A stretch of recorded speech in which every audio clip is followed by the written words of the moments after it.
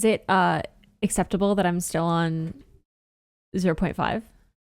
No! God, please, no! No! What's up, YouTube? It's me, TJ DeVries, here with the co-host of our new series, Bash to Basics, BashBunni. Hello, my name is Bash.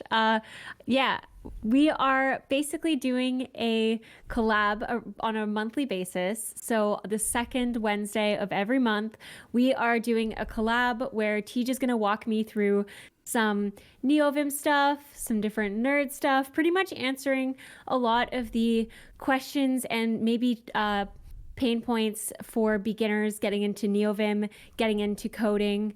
So yeah, we're kind of collaborating to make your lives a little easier in that regard. Yeah, and in this episode, we actually worked on Builtin LSP for Neovim. So we start with no LSP, no plugins associated, and we end up at a place where we're able to jump to definition, do references, integrated with telescope, completion, all that sort of good stuff. So I hope you stick around for the video and really enjoy it. Thanks, everybody. Go into the coding window so I can share my screen. Okay, good. The right screen's sharing. This is a success. Nice. The very first thing we need to do, obviously, is get that updated Neovim. Yes. This is just the Neovim that we did during Telescope, isn't it? Like, it's just an exact one. This is true. Nice. I love it. Okay, cool. So download the Neovim app image. Oh, we can just, you've already got the repo somewhere, I think. I must, shouldn't I? Yeah, because I think that's what we did last time. We just pulled and then hit make, because It looks like I might have it here. oh Yeah. nice. CD, get pull, easy. Cool. Get pull. Cool, but with an accent. Yeah, Connie's in chat telling you that Telescope doesn't even support the version that you're on anymore. So I'm glad to see it didn't completely bust. Oh, that's why it keeps giving me errors. We've actually released. Oh, you don't? No. Then just after you did pull, just do make. We actually have released a whole nother version since. So you're on the That's dev hilarious. of 0.5. We released 0.5. Then we released 0.6, and now we're on 0.7. Oh man. Yeah. Poulet, yes. I hope nothing else breaks. It shouldn't break if things are mostly working for you right now, except people are telling you that your Neovim's too old. Then we're good. Yeah, Neovim, we are on 0.7 right now, as in it hasn't been released, Nix. Not yet. If it ain't broke, wait for it to break. True. There you go. Yeah, but sweet. Okay, so and then just sudo make install. All right, so now let's just type nvim and hope that thing's still open. Nice. COC. Perfect. Yeah. We can just delete that from your life anyways, so that's no problem. All right, cool. It's good. Okay, cool. So we're at least still, able to open Neovim and have it not be terrible. And we're gonna remove COC anyways today, so that's good. Yes. All right, cool. So maybe before we get too far into actually setting it up, why don't you tell me what you understand about LSP generally first, Bash? Explain LSP to me I've never heard about it, because a bunch of people in chat, obviously, they don't know anything. Classic chat. Yeah, so for sure. So what I kind of understand about it, it's language server something. And protocol, indeed. Protocol. Okay, cool. That was my first guess, actually. Why do I have double mouse? Wait. Okay. What's going on there? I only have one mouse. I don't know what's going on. Anyway, on the screen share in Discord, you only have one mouse. This is cool, man. I love it. I told you I'm really good at breaking things. But yeah, basically, it's it seems to me it's for each language that you use, you can download the language server for that, and that allows you basically apparently this is something that a lot of IDEs kind of handle in the background for you. And it's what allows you to have syntax highlighting. Oh, I just want to say one quick thing about this. While it's true LSP can provide syntax highlighting, which is generally called semantic tokens or similar for LSP, it is not usually what provides syntax highlighting for your Neovim experience. In general, it's either the old regex engine or the new tree sitter engine. Anyways, everything else Bash says here is literally perfect, so let's get back to her explanation. And error and give you error messages, different things like that related to that specific language. And of course, like the syntax and like the syntax errors and stuff like that, and the highlighting is all going to look the same for every language. And that's why it's like a separate kind of unit that's like handled by the IDE generally. Yeah. I think that's a really good like fundamental understanding of what's happening. An important thing to remember is like installing the language server that you need, right? So like you'll need a different one for Golang than you would for like Rust, right? You'd need two separate ones, but the cool part about it, right? The idea is sort of like, you know, before to implement language support in an editor, you had to re-implement that support every single time. And the idea of LSP, right, is you kind of like Neovim has an LSP client built into it now. So like if you type help LSP inside of Neovim, even like a just brand new default Neovim, it has that information about the LSP like inside of it, right? And so we have like, okay, you could do all of these things right away. So this is basically a client that knows how to speak that protocol. Right? That makes sense? Yeah, that's cool. Yeah. And so the cool part is, right, like this lets you more or less have like control over what's happening with those different language servers. And it doesn't matter what language you're actually working on. Everything happens exactly the same. And so the adoption has been pretty good for LSP because what happens is people are just like, oh, I want to be able to have this work in a ton of different editors. Well, I'll just make a language server for my language and boom, I support a bunch of editors. That's awesome. Yeah, totally. That's awesome. Yeah, so it's similar. So like for anybody who's on COC right now, it's like similar how you would do like a COC install and then like COC dash go or whatever. Exactly. I mean, it's not quite that for Go, but you know. Yep. And so a lot of those for COC are like, they are just almost exactly whatever the normal like language server is for that, right? So for COC-Go, it installs Go please for you or something like that, or it adds it to some special path or these other things, right? But it's still for that aspect of COC, it's basically just talking the language server protocol. Now COC has additional things built into it that I think are like, I'm not saying they're bad or good or whatever, they're just different than the way that like Builtin LSP does it. And for some people they really like that strategy and it works really well. But like the Neovim's Builtin LSP is primarily focused on only doing things related to LSP, right? So like COC has stuff like, oh, I want to install something to like help with spelling or something like that. Well, that's not really like an LSP thing, right? So that's why a lot of people get confused, I think, about COC because it has like a large overlap with LSP. Yeah. But it also has, it's like a superset of LSP because it has its own sort of like interface and way that you can write plugins for it and all this other stuff. That makes sense? That does make sense. Yeah. So it's basically, well, I've heard a lot of people describe it as like a lot kind of like clunkier, like heavier than using native LSP because it's got like, as you mentioned, it's like, it's doing kind of maybe more than just language server. But I mean, in the way that I'm using it is like really just as an LSP. So yeah. Cool. So yeah, and I think the other thing too, like there are pros and cons to the way that the COC setup is. Like COC runs in a separate process in Node, which is like it's just the way it is, which is not like objectively bad, right? It's just that that's what it's doing. So some things like there's a lot of serialization or whatever, you may not have exactly the same feeling of like snappiness or whatever it is with Builtin LSP, but like COC basically can't like block your editor from doing something bad, which like can happen with native LSP because it's running inside. So it's sort of like, it's a pro and con sort of situation. Obviously I like Builtin LSP because I helped write some of it and it's good, but I don't think COC is like inherently bad. So if someone tells you that on Reddit, you can tell them that they're dumb. So perfect. I love doing that on Reddit. Yeah, it is 90% of my Reddit time is just telling other people they're dumb. So. You're done. Kick W. Yeah, bash bonk them, you know? Yes, exactly.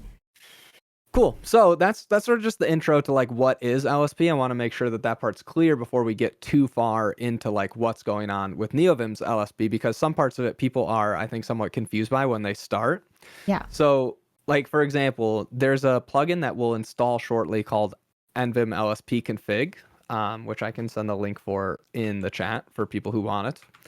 And people are confused by this because they're like, I thought LSP was built in.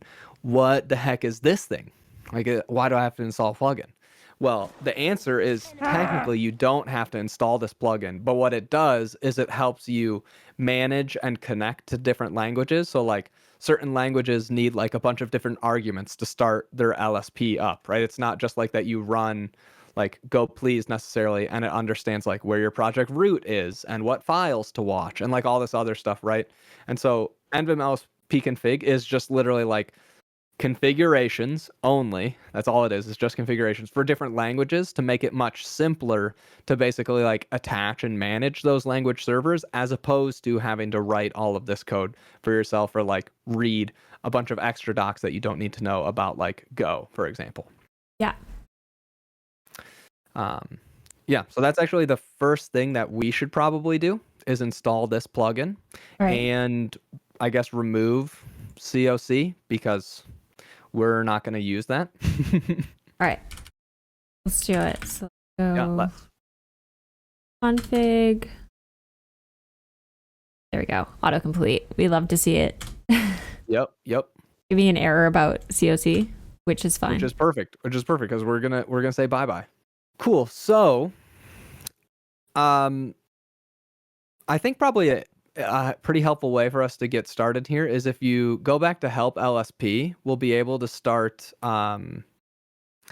We'll be able to see some code, sort of like detailing how things are starting. If we just scroll down just a bit in this file. And this is for future reference too. Like this file should give you the information that you need to know to generally like get started with things. And so this example right here, this like Lua code here, is basically the way that I recommend people sort of think about how their LSP is going to work. And basically the architecture inside of Neovim is more or less like especially when you're using LSP config, which simplifies some of the configuration, is you tell LSP config, hey, I've got this server and it's associated with like these languages. Please run it when I open up files of this type, right? So that part makes sense, right? Like when I open up a Go file, I want it to like run the Go one. Following me? Cool.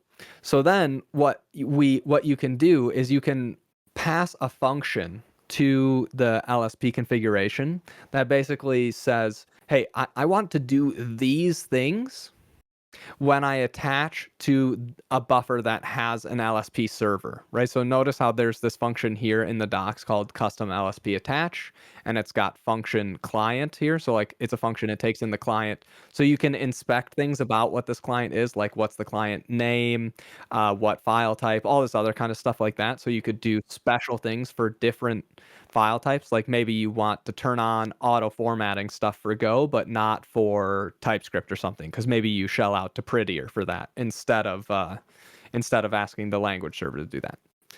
That part makes sense? Yeah. Cool.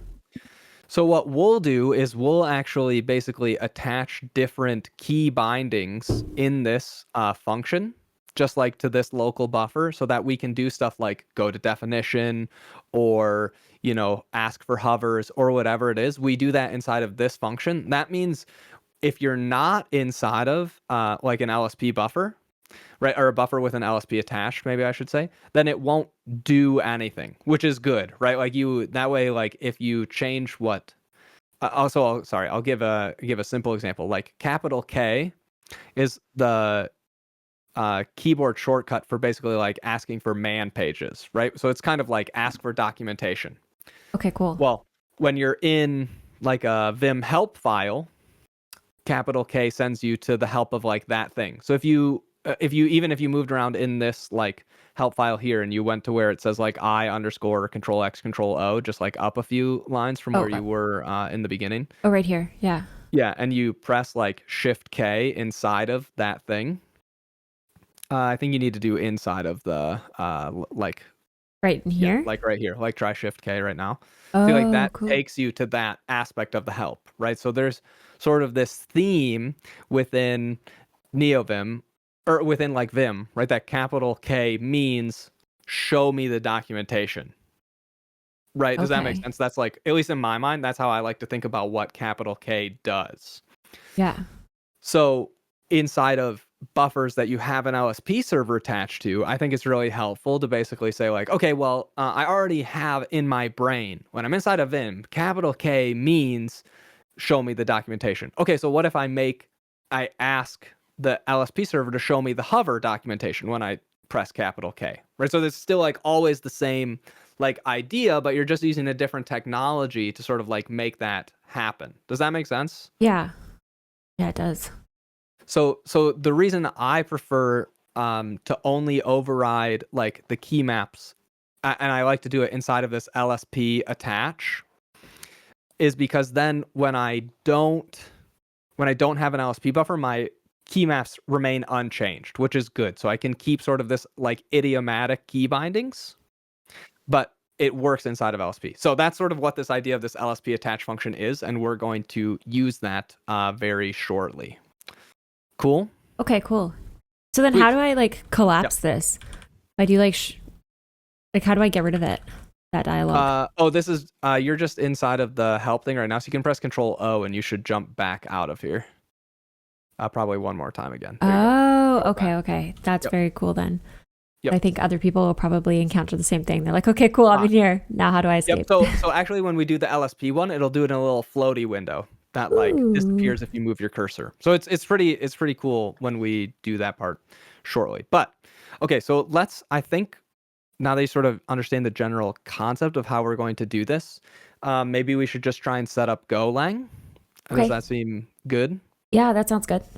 Okay, cool. So let's make, you remember how we made Lua, and then did we make it in like BashBunni / telescope or something like that? It's in Lua. It's in a folder, config neovim Lua, and then it's the file is bashbunni.lua.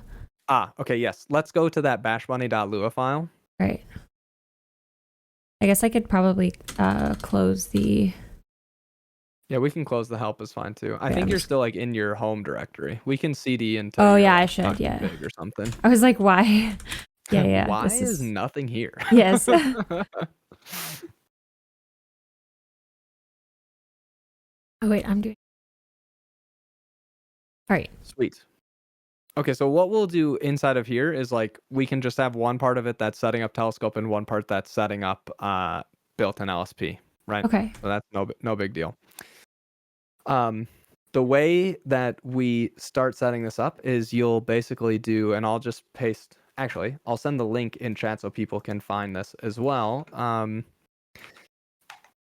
To get Go Please working, we basically need to do like two things. The first thing is we need to install Go Please somewhere on your path. This is pretty easy, and we'll do this outside of Neovim. Okay. And then the second thing that we need to do is we just need to basically tell Neovim, hey, I would like to use Go Please, right? So I think, and I'll paste this in the chat as well. To install Go Please, all you have to do is literally go install and then the link to the Go Please like tool. Lovely. So that one's really easy. Oh, hold on. Let me just double check that this isn't. Ask for anything or dox you in some way. Yeah. Like, does it show my location on this one? I don't know. Okay, cool. And then this. So this is the like server part, right, in the LSP equation. Like this is the server that we're going to run. So you could like you can type Go Please, just GOPLS. I actually don't know if it's actually supposed to be, but you like hit this and you can run it and it starts like that's a server here. But obviously like you're not going to tell it anything here. So it's waiting for you to send it a message that says I'm initialized. Yeah. But we're not going to do that here. But that just shows, okay, sweet. So we have Go Please running. That's like the first part of what we needed. And now we basically need to tell Neovim, hey, how do we find this Go server? And then what do we do when we're like attached to it? Good? Yeah. Cool. So that part of the information is on is here. nvim LSP config already sort of like understands Go Please. And so it can help, like, you literally, all you have to do to get it to set up initially is just basically say, hey, okay, I'm going to add this to some place that gets executed, and I'm going to require lsp config.goplease.setup, right? So we can go into that Lua file and we can do this. And then we can maybe open up a like Go file in a separate tab or something, so that we can sort of open and close that file a few times while we're in exploring our LSP configuration stuff. Okay, cool. I can pretty much just copy what you sent me, right? That's exactly right. So now LSP config says, oh, okay, I see that you want to run Go Please. Yeah, I can set up the configuration stuff for you to do that. At this point, it's not going to do like default keymaps or any of these other sorts of ideas. This is just going to basically connect the server, and we'll be able to check that the server's connected pretty easily in like a new tab or a new nvim instance, more or less. Gotcha. So I can close. Yeah, Mop's asking about the unattached. That's what we're going to do after this. Yeah. So if you just like CD somewhere else into like a project that you have where you're writing Go code, Okay. that is okay to be shown to the internet. Yeah. Yeah. Then we can You know. check to make sure that it's running basically. Projects. Been a while since I've been on this computer. We'll just do project. Sorry, I'm getting like scam calls. Yeah.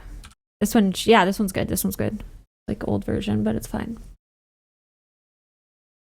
Am I muted? No.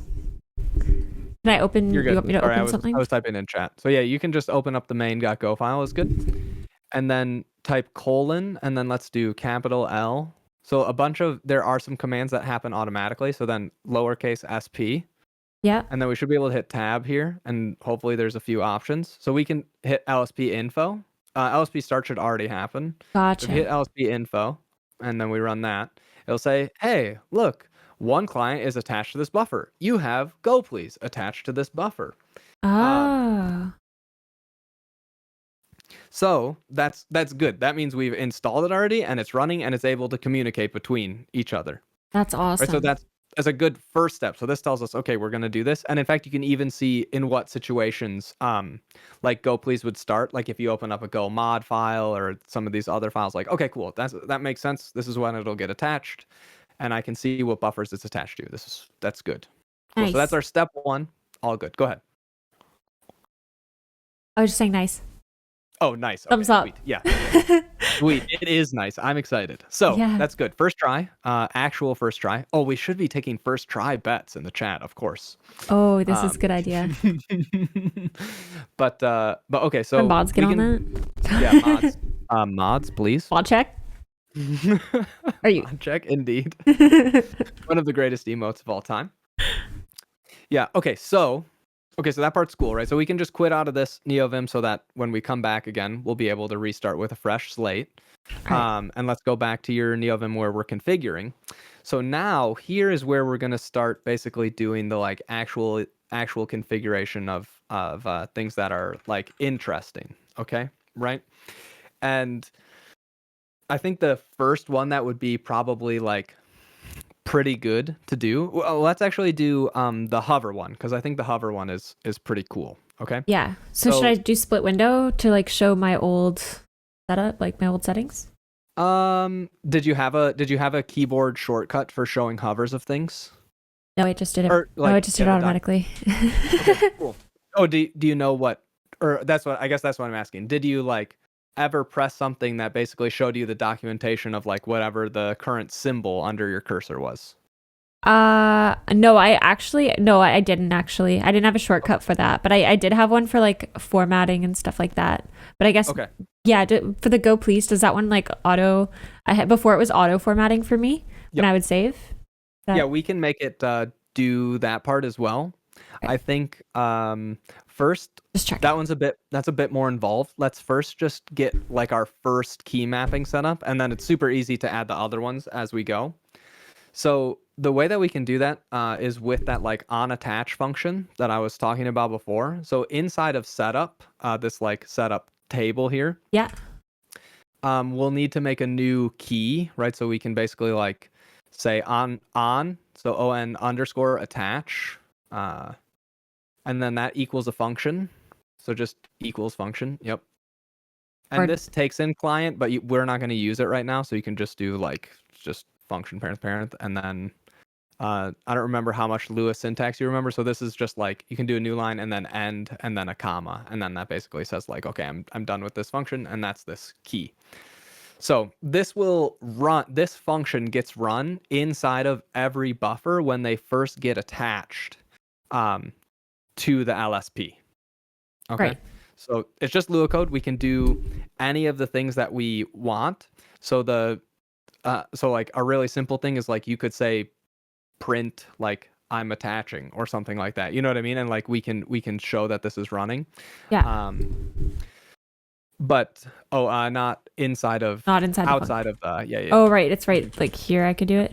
Yep. Mm-hmm. Yep. Like looking further down to realize that that's where I can do it. Okay, cool. Yeah. If you haven't written Lua in a little bit, we'll do some refresher along the way. Yeah. Perfect. So now we just go back to your other tmux pane, and then you just like open that Go file again. We should probably see that printed, I think. Yeah, it's there. Perfect. So that makes sense. So like this just gets run. There's nothing magical happening there. It's just like, okay, I see a buffer that has an LSP attached. I run this function. Gotcha. That's all that's going on. Yeah. That's awesome.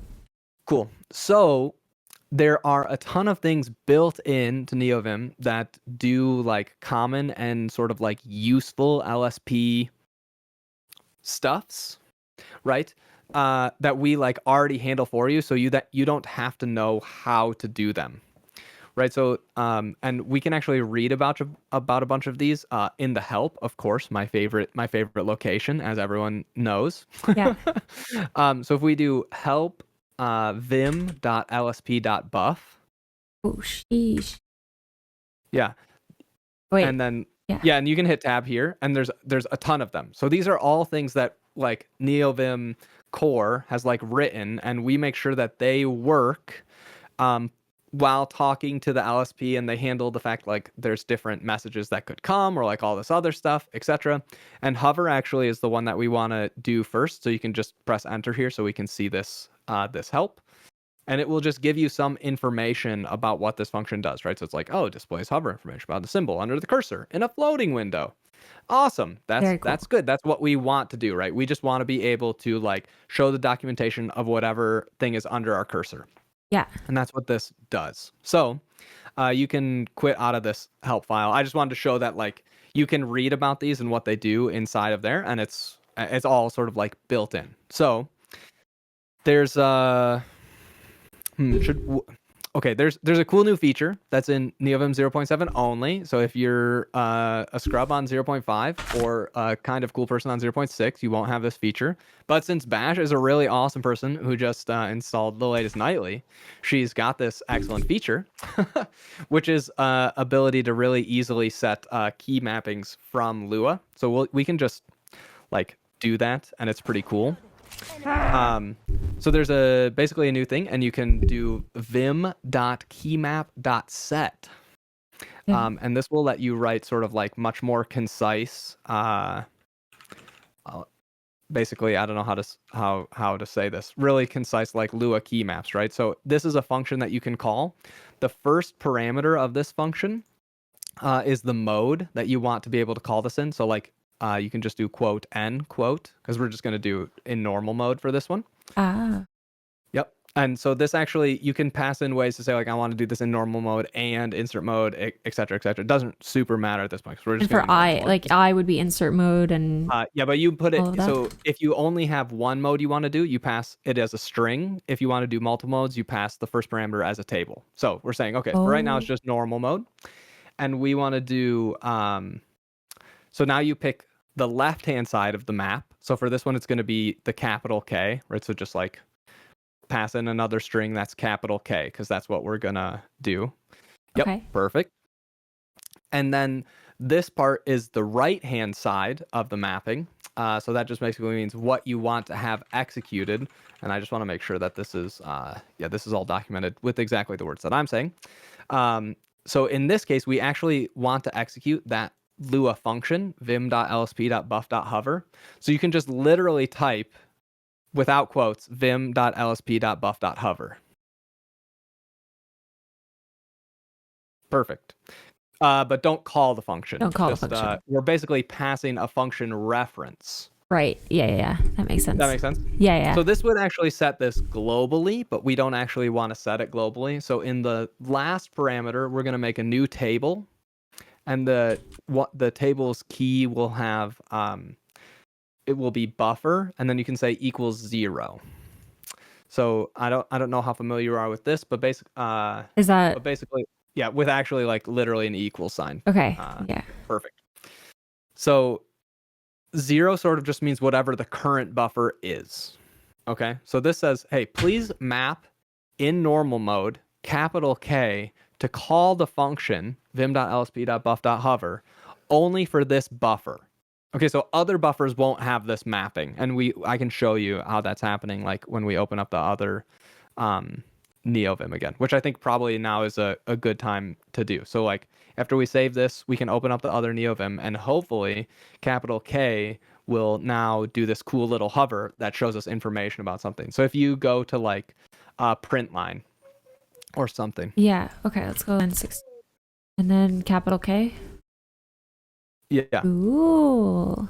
Right. And so now if you like move your cursor, that'll just disappear. So this is just like a really easy way for you to get and we can configure some of the highlights later. That's something that we can do because the highlights are all configured. But you just press capital K and you'll get that, right? One second, I need to let Ember out. I've been coding without that for so long. He wants to go upstairs. That's so good. Thank you. It like makes me realize I've been coding without that for so long. Like, why am I such a pleb? Yo, Prime, thank you so much for the tier 1. I appreciate it. Thank you. Prime? Oh, hey there. The name's the Prime Gen. Boy, do I love VS. We had a question as well about if you can scroll through that pop-up. Yes, you can. So if you press capital K once, yeah, you're here. Now press capital K again. Now you're inside of that. And so now you can do whatever you want. There's also other ways to do it. Like you can map some stuff to scroll up and down in there. But I don't think...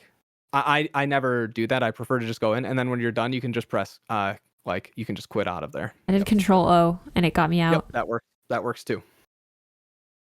So that's the like first thing. So now we've just done it. Like your LSP is actually running and you're able to get info about the stuff that's in your buffer. Very cool. And if you just did something like if you did :v new to like open up a new like vnew1 command, sorry. Oh gee. Yep. Yeah, you just do that. This will just open up an empty split basically, just so you can just press enter. And now you do something like :nmap, so just nmap one word, nmap, space capital K. Yeah. Yep. And then enter. No mappings, right? But if we go back to your Go buffer and we run that same command. Yeah. It was nmap capital K. Capital K. Yep. It says, hey, look, you've got this function here. That's a Lua function. I can actually show you later how we can add, you can actually add descriptions, which is kind of cool. So you can get more information than just Lua function 25, but that doesn't super matter for this exact moment. Right. But that's basically like, okay, look, inside of your Go, we actually ran this function here to attach, but other files we don't run this. So capital K works exactly the same way that it would have before. Yeah. Cool. Yeah, that makes sense. It's like it's not attached to exactly. Yeah. Yep. Yeah, so I guess the next thing that we could do is probably add we can add go to definition. That's probably another one that you use a lot from COC, I'm assuming. Go to definition of like whatever's under your cursor. Like you navigate. I actually don't, but like that'd be very useful. Really? Oh yes, it is very useful. Okay, cool. Well, yes, this will be a great feature.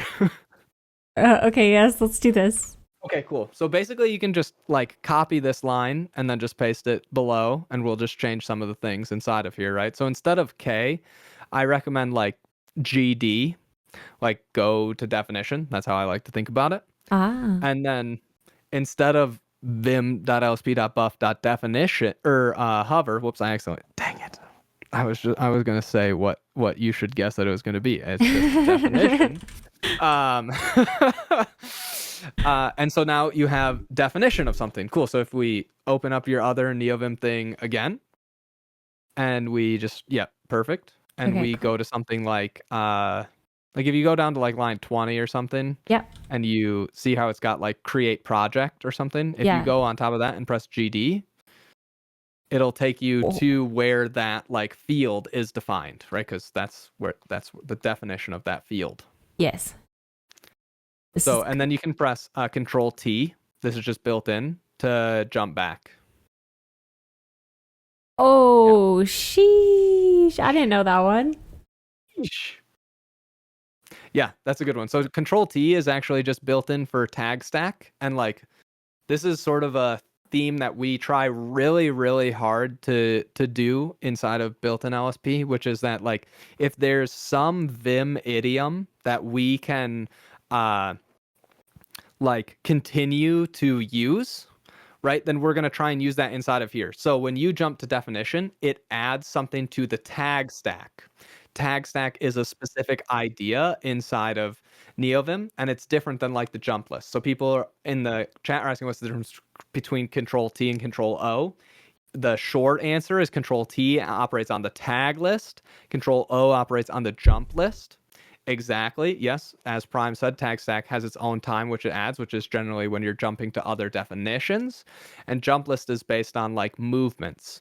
So this means like if you jump to the definition of something inside of a project, and you do some large movements and things like that, then normally you'd have to press Control O like 10 times to jump back to each of the different spots along where you've moved. But if there's only one definition between the two, you can actually just press Control T and you just jump directly back to the definition where you were before, which is really nice. So I use Control T quite a bit because it works well with moving around in a file that you're exploring. But now it's like I'm done exploring, so I jump back to where I was before. Okay, cool. Yep.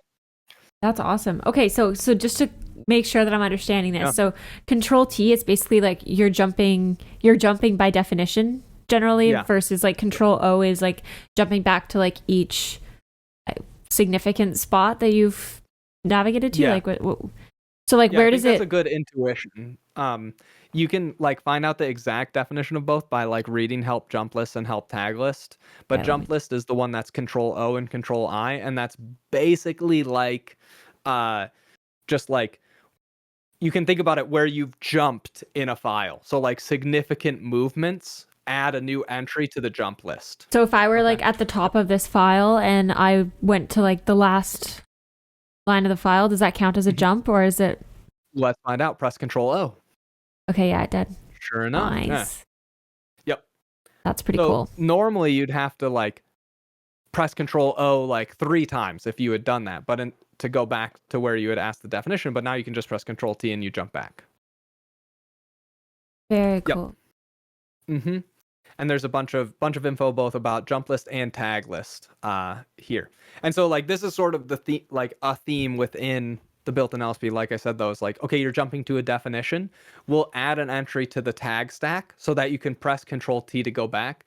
Notice we did not add a mapping for Control T, right? That just reuses the built-in behavior of Neovim.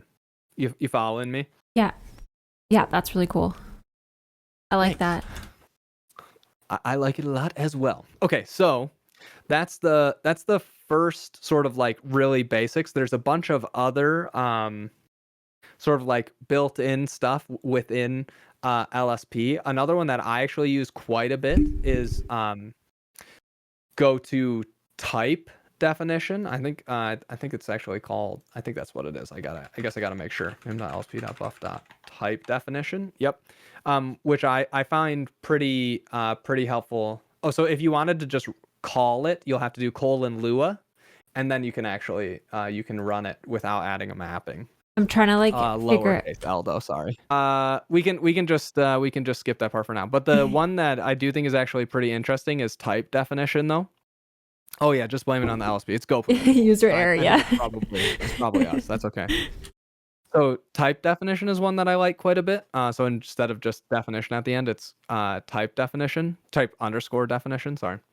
I like this one too because if you're on a variable, so like, and we should make this a different thing. I think I have mine to be like G like capital T or something like that. Yeah, I have mine to be G capital T because like go to type. You can have it obviously whatever will be good for your memory, but either one, yeah. So this one's cool because if you're on a variable and you don't like know what the like fields of this variable are or whatever, go to type definition, takes you to whatever types is under your cursor. So if you open back up to like main here and you go to like PR or something, right? Instead of print, yeah, you're like right here and you do your GT. That takes you to whatever that thing is, which is really helpful for like understanding what does this thing actually do. Yeah. And funny enough, since we're here, and you just opened up an interface on the last one,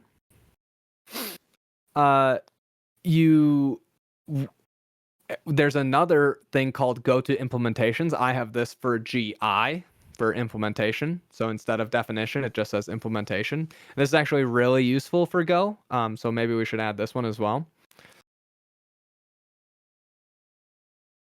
And by the way, while we're just like thinking of this, I hope the like pattern is sort of obvious of how we can do a bunch of these things. It's basically like, oh, I find out that there's this new function inside of here. I add it to my on attach, and now I have this for my LSP stuff. So yeah, it's just implementation. Yep, perfect.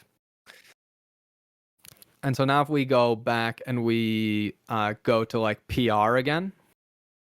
Yep, and we hit GI instead. Yeah.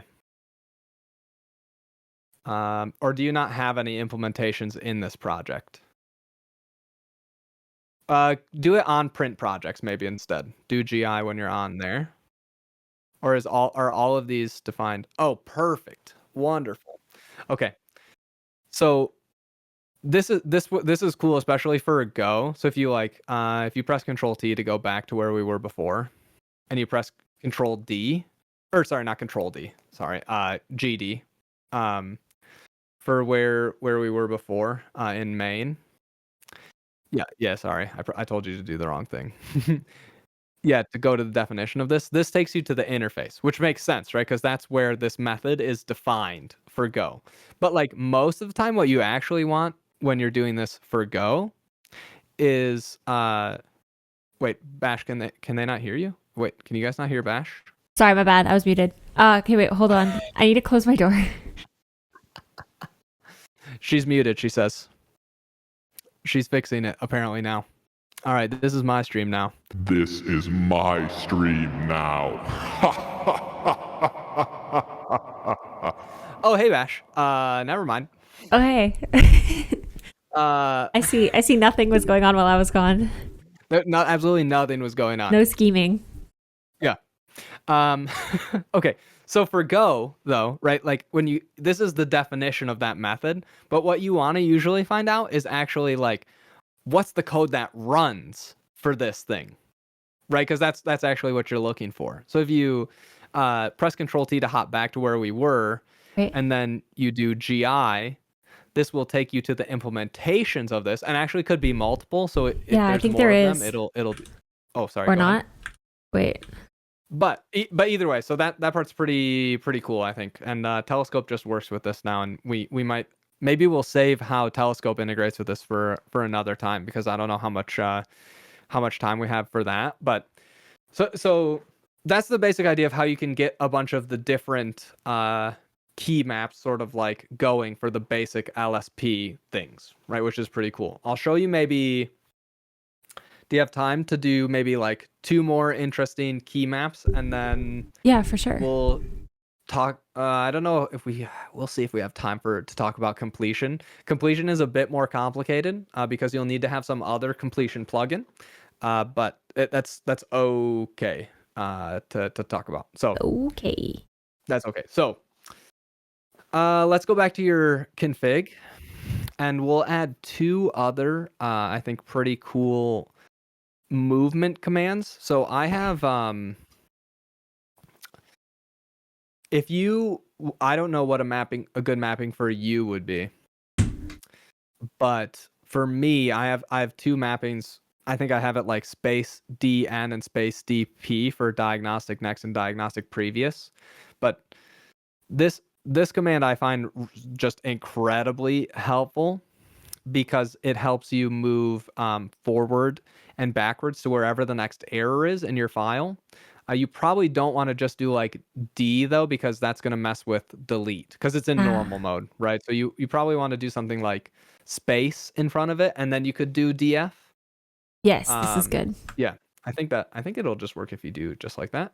And so this is actually, I'll just paste this one in the chat because otherwise I think it's kind of complicated to do otherwise. I guess actually it's not that complicated. Okay, so it's just vim.diagnostic. So this one's actually not LSP specific. Vim.diagnostic.goto, and this one should probably be next. Yeah, you can do, well, you don't, Bash, do you have space as your leader? Yeah. Okay, then that works great. Yeah, you can do leader. It's okay to do, yeah. Yep. So we're just gonna do vim.diagnostic.goto next. Go_to_next. Okay. Perfect. Okay. So and then we can just open up your other Neovim again. Let's quit. Let's open up your main.go again is good. And then let's just like make something break inside of here. Like you can just add some. Perfect. So now like go back to the top of this file and now do space DF. Ooh. Moves you right to where that is, and then gives you a little information about what the error is on that line. Okay. Which this is one that I love doing because, for example, if you change like the return type of project prompt, right? Like that might make a bunch of errors in this current file. You can actually you can just like keep on moving to the next error by doing space DF, and like go until you fix all of the problems in your file. That's awesome. Is there a way to like list all of those as well? Where you can There just, like, is, and in fact, so let's make a few errors in this file. get at that. Yeah, just like your regular, pretend it's your regular stream. Pretty much. Yeah. Got it! That's perfect. Cool. So I think we should be able to do now telescope, and then hopefully I remember which one this actually is, because I think it's just telescope diagnostics now. Yeah. Yep. Wow. So now you actually have a list of all of them here, and you can fuzzy find over of them and then go between them. And in fact, since you've like broken multiple things now with changing this file, right? It's like, oh, well, I can't use this because it's changed over here. Well, it actually shows you the other files too, where you've broken things, which is pretty cool. That's I think. awesome. I usually break things and I don't know what else broke I'm like, oh, let's just run the code and just see what breaks. Yeah, because now if you like type expression here or something like that, right, it's gonna filter it down to the ones that have it's just, you can do the fuzzy finding over this. This just comes for free if you have telescope and built-in LSP set up, right? Because this is just like you can fuzzy find over all of those. Yeah, that's awesome. Yeah, so that's just there. And so now we probably want to also do like I guess prev for you probably. Wait, I'm just gonna change this. I'm gonna add one for and then this, can I make this like the telescope diagnostics command? Yep. So if you just paste in if you put a string inside of there instead, then it will run it like a normal command. So if you do like :telescope. I can't type, don't mind me. Yeah. Diagnostics. Yep. And then you'll have to do like the carriage return thing as well. Oh, right. You all right? Yep. And actually probably the better way to do this, instead of a colon at the beginning, I think it's nicer to write like command with the brackets around it. So like bracket command. Yep. This That's a good way to write it. Yep. okay. Well, haha, learning best perfect. practices. Diagnostic list. I love it. Yeah. We should probably also add P, I guess, for previous. So you have go diagnostic forward and or I guess maybe you want back, forward and back. I don't know how you like to think about.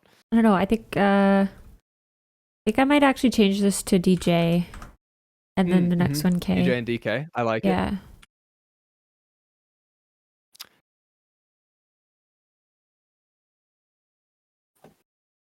And then this would be, I guess, is it go to previous or go to? Just go to prev. Yeah. Rev? Yeah. Perfect. So then those are all set up. So next time you open up a Go file, you can just do exactly that. Righty. Oh yeah, as Oscar mentioned, this is a cool thing you can do is if you do space DL, right, to list all the diagnostics. If you press Control Q,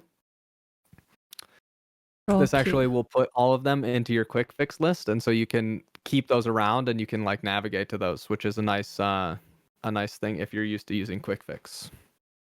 Yes. But, yeah. Cool. Okay, so that's sort of like that part's pretty interesting. There's a bunch more that you could read about inside of vim.diagnostic, which is sort of like a newish feature of Neovim, and it's basically like a unified way of handling diagnostics within Neovim. So like these like messages and everything, you can actually configure how those messages are displayed, how you want the highlighting for those, whether you want like all these other kinds of things. You can actually configure those with vim.diagnostic. We don't have time to do that today.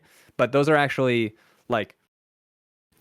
is actually bigger than just LSP. Anything can put stuff inside of vim.diagnostic, which is really cool. So like if you had other linters that were running, like maybe you have like Golang CI lint or something, yeah, you could integrate that with it. And then those mappings that you had for like diagnostic next and diagnostic previous, those would still work for those, even though it's coming from a completely different source.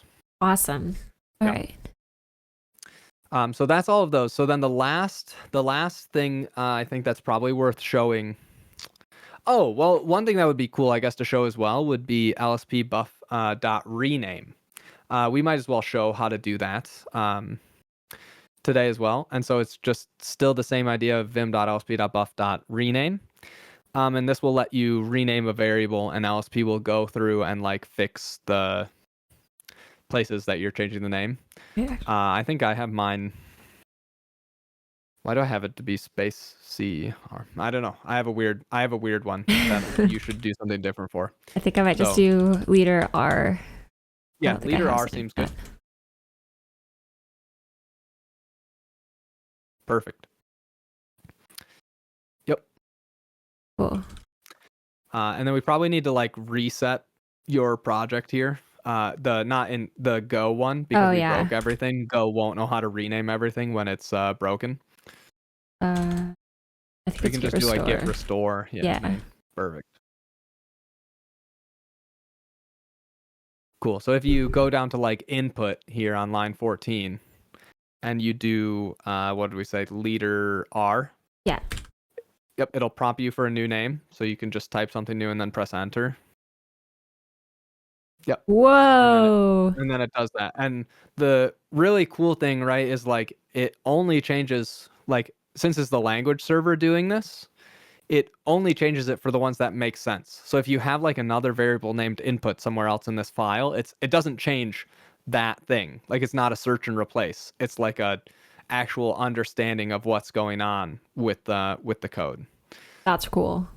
Yeah. So I use that a lot. It even works for functions. So if you like change the name of project prompt to be something completely different, like you hover on top of that, you press rename, call it whatever you want. Yep. And so then that will even change it in other files. So sometimes after you run this, you have to do :WA for write all, because like it changed it in another buffer. If this function was called other places, but it will go to the other files and it will update those files for you as well. These are all my other errors that are unrelated to the changes that we made. Yeah. Perfect. Nice. A good example of how we could use that to move around and find other things. So, but anyways, this is like really like where the power of LSP becomes very cool, right? Because you can actually rename those a bunch. Yeah. Oh, another cool one to show as well, especially for Go. If you just add a import that you're not going to use, like let's say we just go up there and we add like net/http or something to one of the imports for this. But yeah, because usually it would just like remove it. Yep. For me, if it wasn't used. I don't actually even remember if if this happens automatically via formatting for Go Please or what. But so now if you do, so let's just do Lua, so Lua. vim.lsp.code_action. vim.lsp.buff. I forgot. Oh, there you go. Dang it. Wow, got him. Wow. And then run this function. Yeah, you'll have to still do the parentheses when we call it. Oh, right. I always forget. Sorry. I'm used to. You're good. Used to Vim script. Yep. Oh, no. Okay. You're going to go I think it's everywhere else. Gone. It's gone forever. Okay. I was sorry. LSB or Vim. Lua and then Lua. Yep. Vim dot lsp.buff.code_action and then parenthesis. And then Yep. So this says, hey, would you like me to organize your imports? So you can type 1 and then press enter. and Gonzos, which is pretty cool. that is very cool. If you instead were, let's say, like inside of your project prompt function. Oh, by the way, for people wondering, I will upload a shortened version of this video later. Yeah, it'll be on YouTube. Onto YouTube, so that it'll be there forever. Yes, so there you can actually use Telescope for this as well, but we'll get to that part later. But another cool thing is, like, let's say you let's make a new var like x colon equals or like whatever you want to do, and then I think you can just do http dot, it's like client or something like that. I don't remember what the actual, I gotta think of something that you could import easily. Oh, actually no, I've got a better idea. Let's move down to that diagnostic with space dn. Oh yeah with space dn. Yeah, we gotta practice. Oh wait, it's DJ. Something for you. Yep. Just delete this line is fine. We actually don't need this. Let's go up to like line 4 where you import format and just delete it. Yep. So now if we do space dn to move down to where format is, it's like, hey, you haven't. Oops. I don't know saw that. I'm saying my thing, but it's not your thing. Okay, so run code actions again. So just Lua, and then you should probably have this one. Yep. Hit enter. And it says, hey, would you like to add this import? So you can do 1 and then enter. What if I just hit organize imports? What? What if I just hit organize imports? I think maybe for Go. So code actions are specific to the server, so they're not like all of them have organized imports.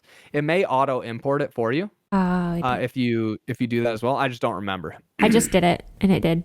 Yeah. Okay. Sweet. There you go. Yeah, so that code actions are super cool, and some language servers implement just tons and tons of really cool code actions.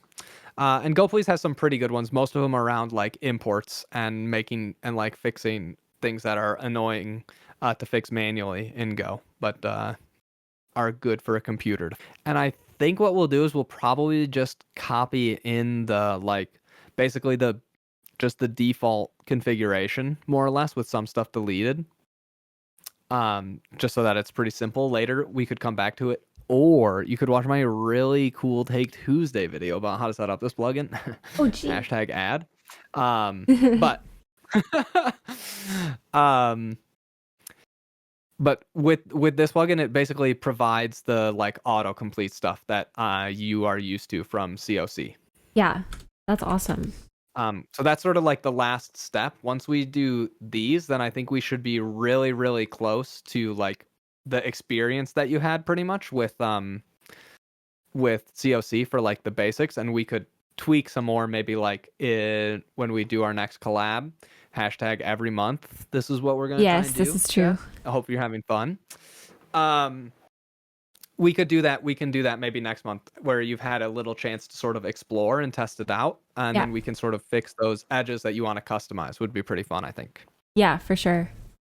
I agree. So, I'll do a really brief sort of introduction to the idea of nvim-comp, and then we'll sort of just copy and paste some stuff, and we'll make more sense of that later, since we don't have unlimited time for that. Yeah.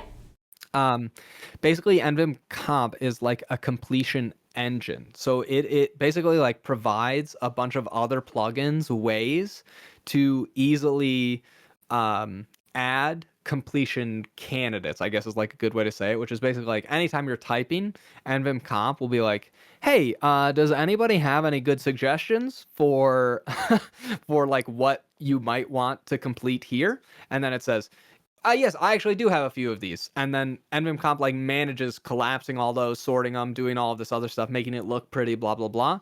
And so that you can basically write little plugins to provide completion without having to like recreate the wheel every single time. Right. So that's sort of what's going on there. So there exists a plugin, and in the setup part for nvim-comp on the GitHub page, there's like a list of several different basically like sources that feed into the nvim-comp engine. And so the ones that we would need are like comp-nvim-lsp. That makes sense because that's going to connect with nvim-lsp. Yeah. And you probably also want like buffer and path, and I wouldn't do command line right now because it changes a lot. So I would just do like the nvim-lsp, buffer, and path ones. Those three are good. I got a question in chat as well. Am I going to push these edits? Yes, I will update my dot files. Nice. Yes. Okay. So that part is, so that's basically why we're installing these several other plugins though, is because right, nvim-comp is just like an engine, and these guys are all different sources that go into this engine. Okay. So that's why we've got a bunch of these other sort of like random things. You're like, why do we have to install 4 things for one thing? Well, that's why, right? They're basically separation of concerns for this idea, and that's the only way that you can install a bunch of them. Yeah. So then further down in the setup, there's a big sort of block of stuff that you can copy and paste. And we'll just probably delete a few of the things from inside of here, but we can basically copy everything from that set complete opt to the bottom of this and we'll just paste this in, and we'll delete a few things out of here that you don't need today, basically. Okay. And we can maybe revisit those another time. You can just put that at the bottom of your init.vim probably. I can, or it could just go in. Is it Lua or is it? Let's just paste it. We can paste it in this one. That's okay. fine. We're good. We're good. We're good. Yeah.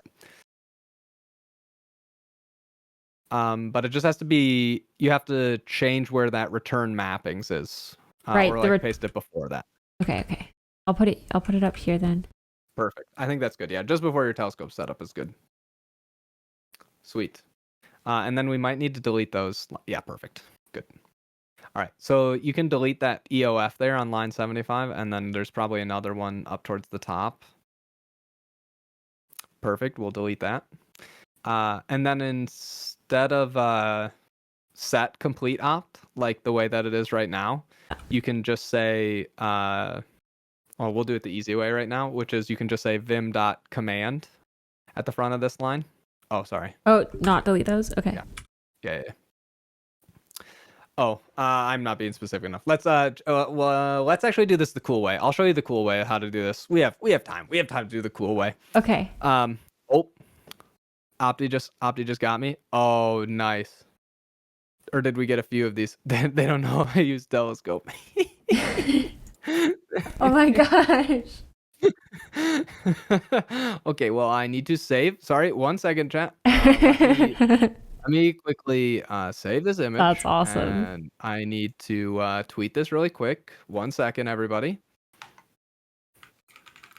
I'll do it after. I don't want to get too distracted here. I'll get too distracted otherwise. Okay. Okay. So there's a cool new way that you can make some options in Lua. So let's just start on the line beneath this line. Okay. Yeah, that has thumbnail possibilities. It definitely has thumbnail possibilities. Thank you, champ. So instead of set, we made this new thing vim.opt in Lua, which is sort of like a helper function to set Vim options. So you can do vim.opt.completeOpt. Okay, so this is basically like a sort of equivalent to the like Lua or the Vim script way of setting options. No underscore. Yep. Is it just lowercase? You can just set this. Yep, all lowercase, Okay. right? Just exactly like the way that set complete opt looks, but you're gonna put it for vim.opt, and then you're gonna say this equals. And so the cool thing for this is you can actually make a list of these. So you can just do like a left curly brace, right, to open it up, because tables and lists are the same thing. Yeah. And then just do like quote menu quote comma quote menu one quote. So you could just basically set this option like this. Ooh. That's pretty cool. Yeah, so this is like our attempt to sort of like bring the Vim like DSL, right, like the domain specific language of like set options, because it is like its own little mini language. Just trying to bring that inside of Lua, but without like Lua only has so many like language features, so it's like our closest way of doing that. But yeah, that's basically what's going on there. And so then you'll need to just delete the line above this. Scrabblem asks, what's the difference between vim.o and vim.opt? Vim.opt has a bunch of things that are a lot nicer about it than vim.o. Like you can't do this with vim.o to set like a list of things. That's not a possibility. Vim.opt allows for these sort of like more idiomatic ways of doing it. But so I'm going to have you install two other plugins. Okay. Back in the setup, there's a mention of for LuaSnip users. We're just gonna install LuaSnip because I trust that after I make my next YouTube video about this, you're going to want to use this more. But for now, we'll just make it work with Compy. Did we have some sort of? Oh, we had an error inside of BashBunni. Can we open up the Lua file again? I guess before we get too far. Yeah, we must have. So. Oh wait, I can see what the error is again if you. Oh.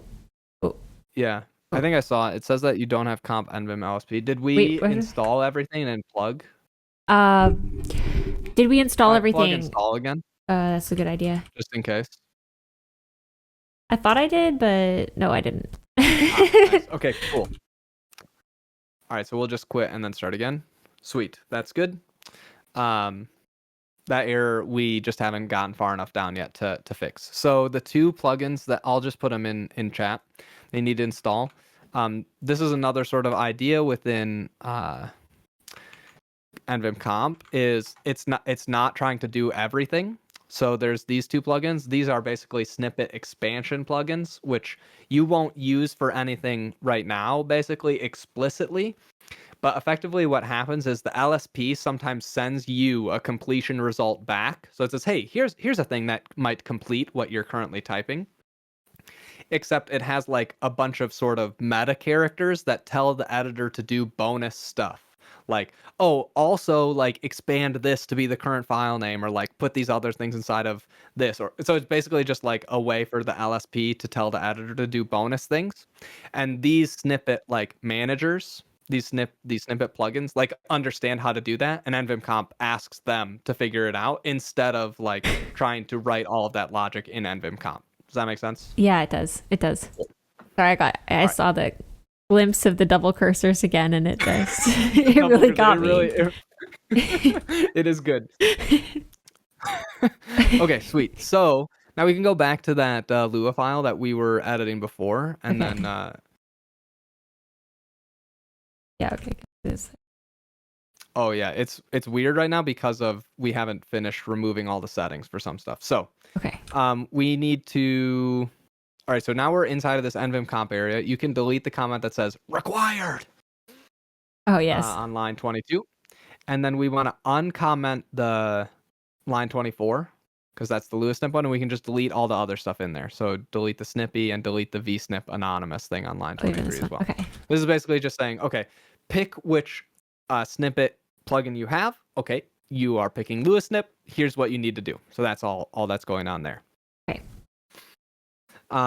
Here are some mappings that basically like allow you to do different stuff within comp, and comp will handle like making sure that these get called at the right time. What button do you like to use for completion? Like to ask for completion or to like select stuff? Do you use tab? Yeah, usually it's tab. Oh no, casual tab user. It's okay. So I think on the wiki it has a bunch of stuff for things that you could paste in for this. I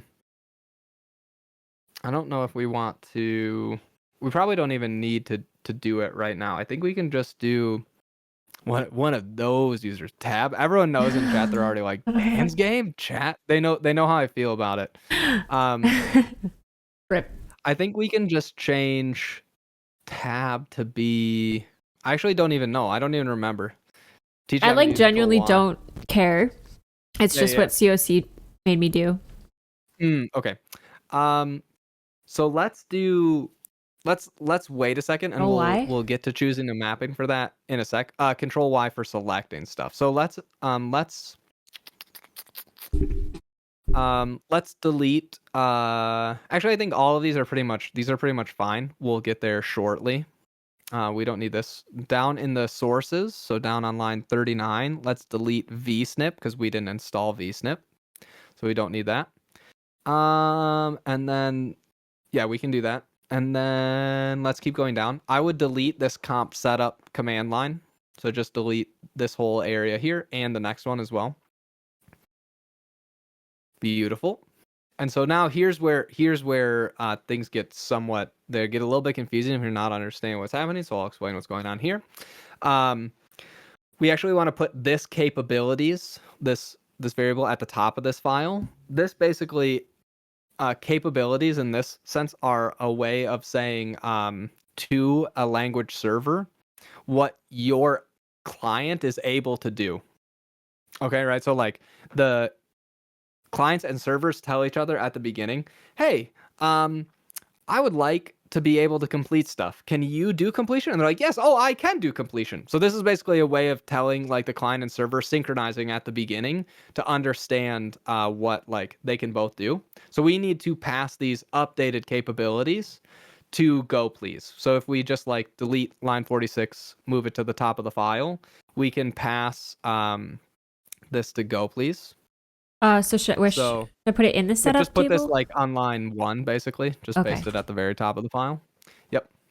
And then inside of goplease.setup, we'll pass in a new key. So like before or after the function, but not inside the function. Right. This is inside the function. Okay, right. Yep. Before. Yep. And so you can just say capabilities equals capabilities. Yeah. And then a comma. Cool. So that basically is set up. And now towards the bottom of this area here, there was like a LSP config thing.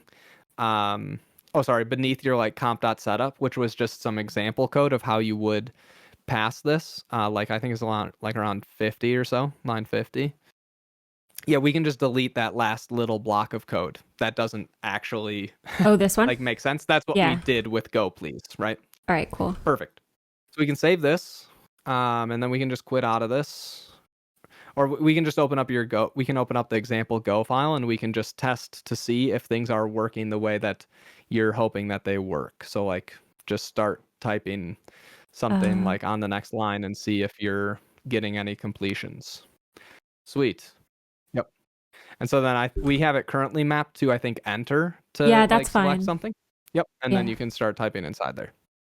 First try, chat. Woo! Copy, it does need to get past every server. Yes. That's cool. Okay, cool. Awesome. So there you go. So now we've set up, you can go to definition, you can get documentation, you can ask for implementations.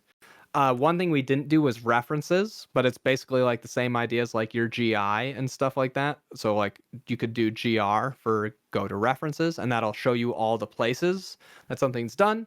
we set up diagnostics, renames, and now completion. So I think that's basically like you are set to the point basically of where you were with COC. Yeah, this is better. My COC, like my autocomplete and stuff, was always broken, and this is way easier. Sweet. Very cool. And the thing that we didn't go over a bunch yet as well is like Telescope has a bunch of like things with the built-in LSP right away. So if we go back to like your main.go file and we like go and we like move to wherever you had like PR or project reference or whatever, like any of these like variables. Yep. And we go to like print projects or something like that, I think is probably like we go here and then we do telescope, telescope space LSP underscore references. Yep. That one, hit enter. This actually shows you all the places that this thing is referenced throughout your project. Oh, that's sick. Yeah. And then, of course, this does fuzzy finding stuff as well. So you could like type project, I think, or like main, and then it'll like filter things down. All those goodies, right? So like, and you can discover the rest of those on your own and see what they all do by just doing like telescope space LSP underscore, press tab, and find all of the LSP things that are just built into Telescope like by default. So I really hope that this helps anyone else who maybe is getting stuck or just getting used to Neovim. Anyone like myself, Tej, thank you so much for taking the time to really explain like I'm 5. This is great. I'm super excited to get into next month's content as well. Yeah, and just really appreciate everybody being here. Of course, if you're still here in the video, why don't you just leave a Kappa down in the comments so that you know we watched to the end. And we'll see you next month. I'll also be posting the Q&A that we did at the end of the session, and so you'll see that shortly being posted on YouTube. Maybe even when it happens, it'll be linked right here. I don't know. Smash that like and subscribe. True. Thanks, Bash. All right. See you later, everybody. Bye.